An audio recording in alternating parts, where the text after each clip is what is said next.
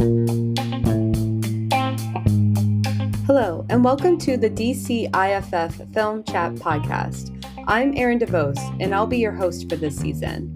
Join us for insightful interviews that explore the work of up-and-coming independent filmmakers from all over the world. If you're passionate about film and keen to learning about the creative process from the future cinema greats, this podcast is a must-listen for you. Our mission is to provide listeners with the engaging and informative conversations about successful and innovative films, including features, shorts, documentaries, animation, and web series from across the globe. The DCIFF Film Chat Podcast is a unique opportunity for independent filmmakers to have their voices heard in a way no other film festival can provide. You can listen to the DCIFF Film Chat Podcast on all podcast platforms or visit our website at DCIFF-indie.org/DCIFF-podcast. Thank you. Thank you, Jeff, so much for joining us on the DCIFF Film Chat Podcast. Jeff Mann is the director of the film he's screening DCIFF 2025, which is Paper Marriage, which will be screening on Friday, February 14th on Valentine's Day. And it's a very pleasant film, very charming, and I'm really excited to be chatting with you today, Jeff, about your film. So welcome. Thank you for having me. Pleasure. Yeah, to start things off, do you mind just sharing a little bit about yourself and as well as your film? My name is Jeff Mann. I live in Los Angeles, but I'm originally from the DC area. I grew up in the Durwood, Gaithersburg area, went to Magruder High School. And Paper Marriage is Duplass Brothers Productions. I worked for Jay Duplass for roughly 8 or 9 years, and this was a nice gift that they gave me to get this opportunity to make my first feature film. That's wonderful. That's super exciting too. And it's your first feature too. And I believe, is this the first screening or first premiere for your film too? No, we've been playing at festivals last year, but this is our DC premiere, which is really exciting because we shot in DC and Maryland and Virginia. So, Oh, cool. Yeah. So it's like a homecoming for the film and for you in a way too. yeah, for sure. Yeah. Yeah, no, that's awesome. And so about Paper Marriage, so there's a few things I wanted to ask about that, but essentially, what is the plot within the film? Yeah. So the story is pretty much about a woman who is on the verge of her visa expiring. In an act of desperation, she asks the man to marry her so that she can get her green card. And that starts off on this journey between these two people who, over the course of a little less than a year, have to get to know each other so that they can prove to other people that this is real. And it's a cute kind of, some people call it a rom-com, but there's some drama in it as well. It's kind of modeled after some of my favorite movies that kind of, celebrate the laughter and tears of life, kind of, yeah. Well, certainly. Yeah, no, your film certainly reminded me of a few, different films as well. Trying to find love in like unexpected ways. Your film like reminded me of another film, DCIFF, which is called like Americanish, about like a prearranged marriage, but something totally different related to your film. But no, I thought it was fascinating because your film, I think it's really well done and it really portrays like some of the, I would say, like, happenings that are, going on, like, society-wise. Like, I mean, in the United States alone, we're going through, like, our own immigration process, I would say. Sure. And so in ways, like, I feel your film relates to today. And so thinking about that, like, what inspired you to create this film? Well, I certainly didn't intend it to be connected stuff that was going on today. I mean, we made it 3 years ago, so couldn't have predicted the nightmare that we're in right now. Right. True. Yeah. Although I worked on a documentary many, many years ago. I was a associate producer on that was about immigration. It's called 95. Very relevant to what's going on right now. But no, I think when this started, it was just, I kind of, the story itself is kind of based off of something that almost happened to me a long time ago from somebody who was not a citizen. Didn't go that great. So I thought it was over and done with. But then through a rumor, I don't know if it was true or not, but that there was a chance that some money could have gone my way if I wanted to go along with marrying this woman. And at the time, I had just gotten out of college. I was living with my parents. I didn't, I never got the opportunity, but I really, if it came my way, I think there was a good chance I would have taken it because I thought getting money and this sort of companionship would solve all my problems in life. Which, so I kind of made this movie based off of me and my fiance. To go back to your original question, if anything, I would like to think giving somebody a chance and looking at somebody for who they are, not who you think they might be. A lot of what I see out there, I don't read the news a lot, but there seems to be a lot of like dehumanization and not seem to give people a chance anymore. And that's the only way I could tie it to what's going on right now. Yeah, which is kind of sad. Like we don't, it seems like media wants us, a lot of the stuff that gets put out there is, feeds into like anger, emotions. I Yeah. hope that makes sense. No, that does. And that brings up like a few topics that I wanted to actually like talk about, which is like the relationship dynamic and like how it kind of, relates to today, but also like modern relationships. I feel, it's amazing like for you to, and I appreciate you also sharing your story like about like your experience and how this relates to it, and then also like how you found like love through like your own experience as well. And so it just made me think about even my experience too, like in the sense of like with dating, it can feel like exhausting now, but at the same time it feels not everyone is really paying attention to kind of what they want for themselves, and also how they've been portraying themselves too. Like I really think like social media is definitely that kind of like median, like in the sense like how like some people like are, on it, like you see a different side of them, and then also, we're just trying to be ourselves like offline too. Yeah. And so that's a whole different topic about online dating. But like really, How much time do we have? right. Exactly. So, but no, it got me like really thinking about that because like in this like particular story, and one thought that you said that stood out to me was just like how we're not giving people a chance Right. anymore. And I so solely also see that too, Yeah. because in ways like love is blind, like, and also like love is, built through like the relationship, like, and over time, like in some ways, it's great to have like a love at first sight type of Yeah. moment, as, cheesy as that may sound. But at the same time, like when I watch your film and other films too, like just thinking about these different dynamic relationships, it's something that we should be exposed to Right. more because it really just elevates the human experience. And what I mean by elevate is just thinking of the different ways that you can meet someone or someone Yeah. who could potentially, be in your life in that way. And so I thought your film did a really good job. Like, and as you mentioned, too, like how like, there's a comedy side, like the comedic and also like the dramatic side of things. And that kind of relates to how did you balance that like through this film and throughout the theme? Yeah. It's really interesting what you said about.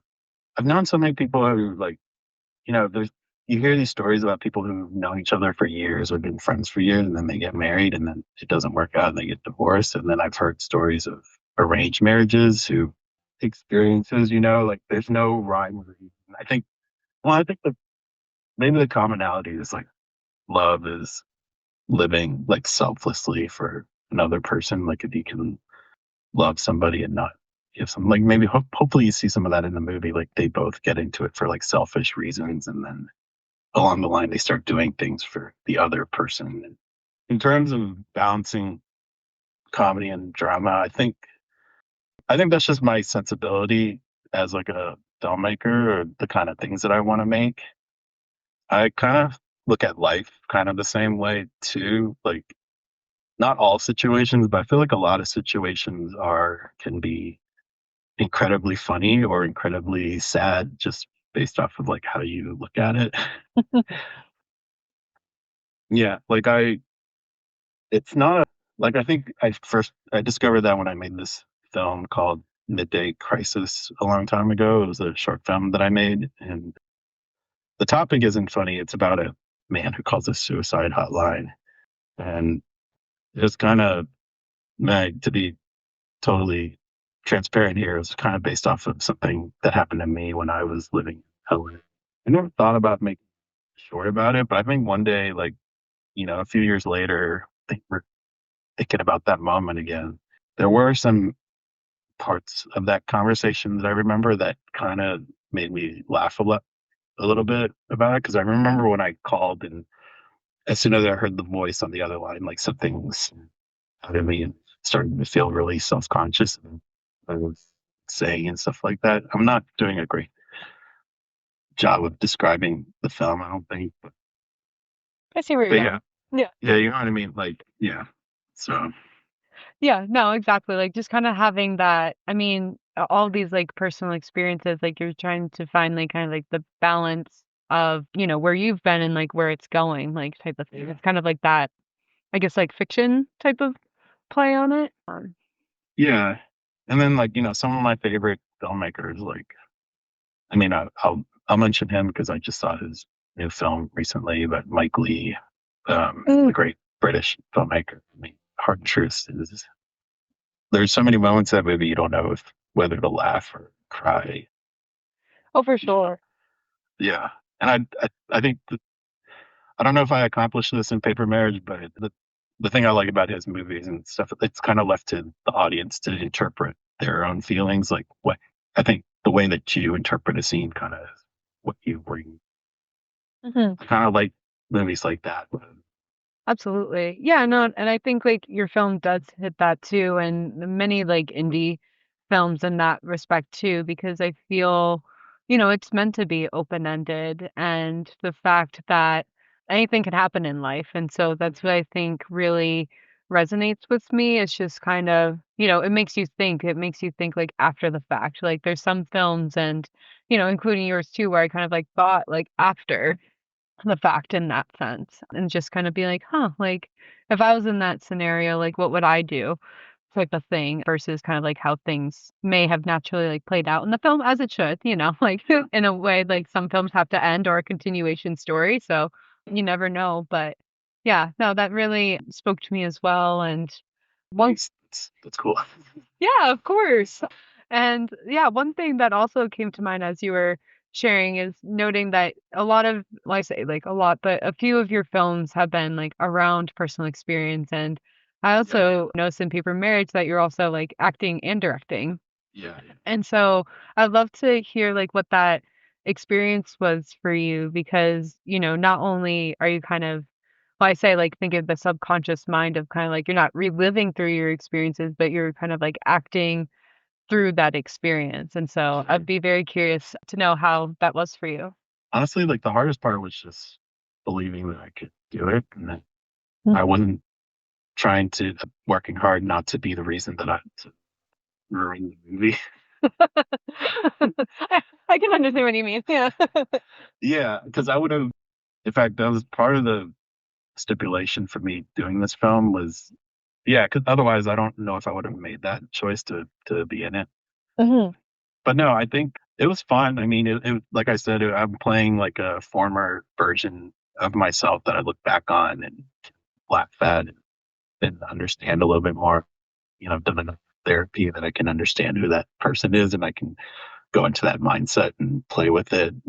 So yeah, I think if I did this a long time ago, I probably wouldn't have accepted that person and probably would have tried to protect myself a little bit more. But now I'm more comfortable with who I am. And Now you could look back and watch it over and over again. yeah, But yeah, no, but no, still like I mean, like I find it so interesting when directors or producers like have a role in their own film because, some oftentimes it is based on personal experience and, in ways like reliving it, but also like imagining it differently. So yeah, yeah. yeah. No, that's cool. And were there any like memorable or challenging scenes that you had to shoot? Let's see. I would say the most challenging. There's a scene where I'm crying in a bathroom that, Fake crying's always hard, in my opinion, but yeah, yeah. That's why you don't. There's no close-ups of that. good to know. Yeah. Yeah, that one was. You know, the whole the whole ending that takes place at the USCIS office was kind of tough Mm. because we had to do all of that in one day. It was kind of a bleak morning because the day before there was a shooting out in Monterey Park in California. It's a place that me and a lot of like the cast and crew go to because there's so many like good Chinese restaurants there and stuff like that. I don't know. It was kind of shocking for all of us, but I don't know. But what was cool was working on this thing. The fact that we were there for each, I don't know, brought some peace for all of us. Yeah, definitely. Yeah. That's what I wanted to, yeah, that's what I was thinking too. Like, I'm so glad that you guys were all together during that time, as hard as that was. I think I know what incident you're referring to. It made national news, I believe. And so, Yeah.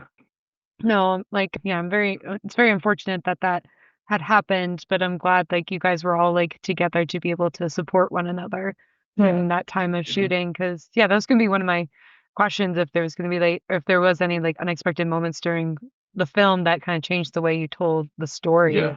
On a lighter note, I think the first day that we were at my parents' filming. So I always love when like parents or grandparents like come into a film because like they're just they're just trying to be themselves and or are themselves ultimately in the film. Right. So it's always fun. Yeah, you never know those unexpected moments. Well, thinking of like other things kind of related to your film is like what do you hope audiences take away from Paper Marriage? Um, yeah, that's a good question. I usually don't write with like themes like in mind. Like I usually concentrate on like the story and characters, and I find like themes.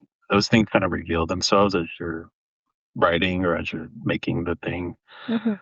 Um, but kind of like a lot of the stuff that we touched on each other and like or we touched on earlier about giving somebody a chance and this isn't really spoiling anything, but the movie kind of ends on this like note that leaves you wondering a little bit. I think I like movies that kind of forces you to like if you really cared about the characters and if the movie worked for you, like hopefully you'll go home thinking about where they're going to go next, what's going to happen to them. At least a lot of my favorite movies work like that. Like I the characters almost become real and you fall in love with them and you want the best for them and you're thinking about them when the movie ends. And I think that thematically what we're talking about, like getting to know somebody, like you have to do the work to like get to know and think about them on your own and doing that whole process, it's not going to be, but yeah, hopefully, yeah, all that stuff. Oh yeah, no, exactly. Yeah, I just realized that also that kind of circulated like what we were talking about earlier is just kind of like that open-endedness and Yeah, giving love and on someone a chance too. And right. so it's very Yeah, appropriate that your film is on Valentine's Day to be showcasing on Valentine's Day because that's what we need more of is more love but also acceptance right now. yeah, So I think you really speak to that and also your film demonstrates that too. yeah, So love in unexpected ways, so I agree. Yeah. cool. People Well, feel like they, yeah, fell in love at the end. So people don't. So, yeah, no, I mean, that's what I was just saying, that everyone has to see it to, understand. yeah, yeah, So, yeah. cool. No, well, I'm so glad we had the chance to chat today, Jeff, about your film, Paper Marriage. And is there anything that I may not have asked or that we haven't discussed that you wanted to share on the podcast? Um, no, sure. I'm not good at wanting to talk more. No, no worries. I always like to ask in case like there's some, like final director note, if you will. Yeah, yeah. No, So I'm sure if my producer listens to this, she's gonna be screaming and saying like you should have talked about this or something like that. But Oh, yeah, I no. will say, like, it's Oh, go for it. um no, I'm like really proud of it. Like we shot it in LA and DC, and I always wanted to shoot a movie in DC, and I'm glad I got the opportunity to. Uh, Yeah, we have a great cast. I mean, I know I was always going to be in it, but we needed to find. We've had a great casting director, Nicole Arbusto, who found Effie Han, and she she totally killed it. Yeah, Oh, cool. Yeah, no, shouting out to you and all the cast members. So that's amazing. Yeah. yeah, Ah, well, cool. Well, thank you again so much. Again, the film is screening on Valentine's Day, February 14th during DCFF 2025. So, and I'm looking forward to meeting with you as well in person. yeah. I can't wait to meet everybody. 'Cause I'm really looking forward to it. I've been waiting to screen this in DC. Yeah, Yeah, no, now's the opportunity. So, what a better weekend. So, yeah, cool. All right. Well, thank you, Jeff. yeah. No, thank you so much. This podcast is brought to you by the DCIFF supporters. We could not be here without all of you to be sharing this amazing outlet with filmmakers from around the world. If you are interested in supporting DCIFF, head on over to our website through the link description in the bio of this episode, or you can go right to the website, which is